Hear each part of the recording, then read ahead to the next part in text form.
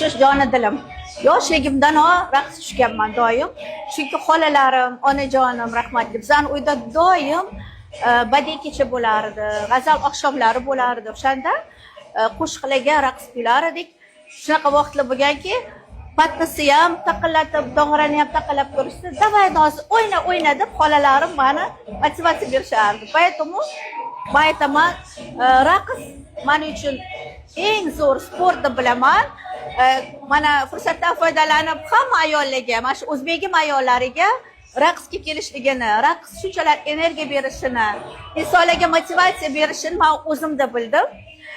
O'zingni yoshingni his qilmas ekansan, ichimda bitta dugonam deydi, ichingizda Nozim opa 16 yoshli qizaloq o'tiradi deydi.